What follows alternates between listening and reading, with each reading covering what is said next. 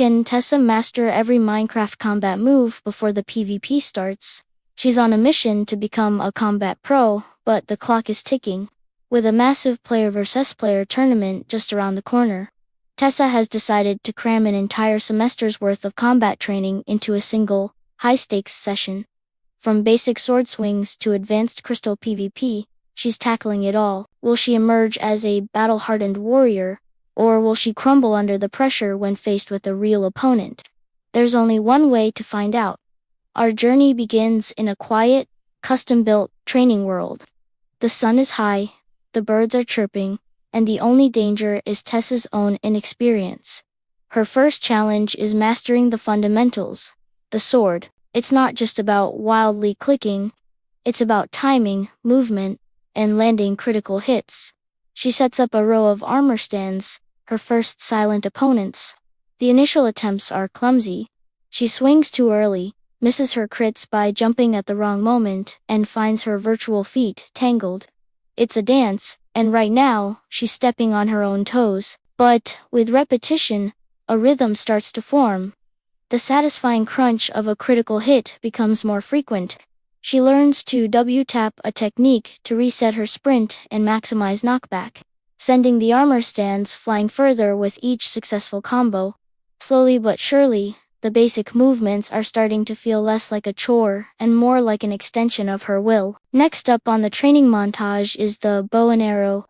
Archery in Minecraft is a game of prediction and patience. Tessa spawns a series of moving targets minicarts on a looping track to simulate unpredictable player movement.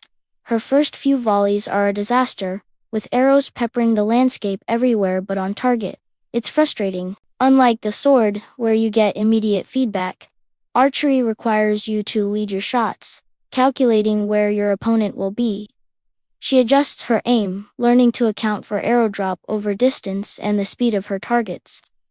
She practices quick-shotting for close-quarter surprises and long-distance sniping for picking off unsuspecting foes. After what feels like an eternity, she lands a satisfying thwack on a speeding minecart.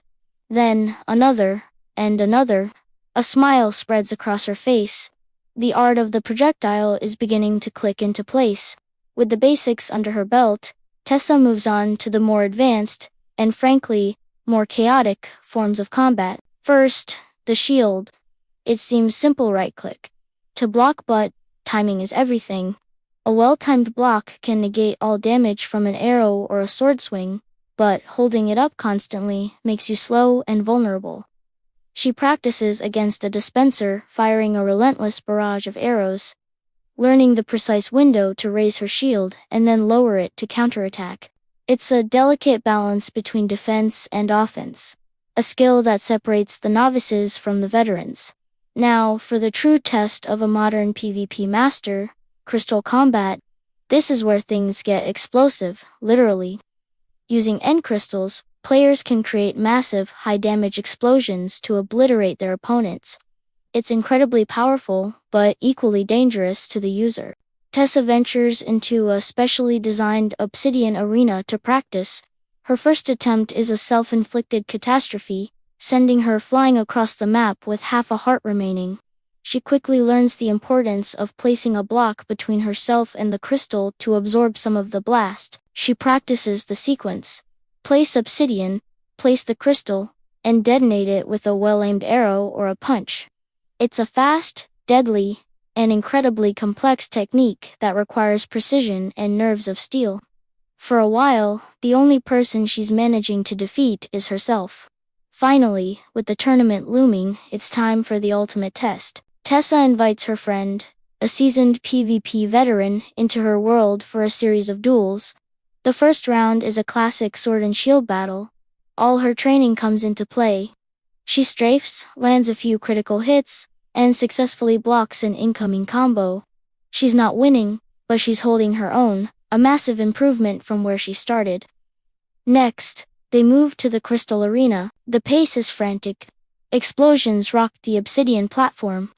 Tessa, remembering her painful lessons, manages to land a crystal hit on her friend, taking a chunk of his health. She's still on the defensive, but she's thinking, reacting, and using the techniques she just learned.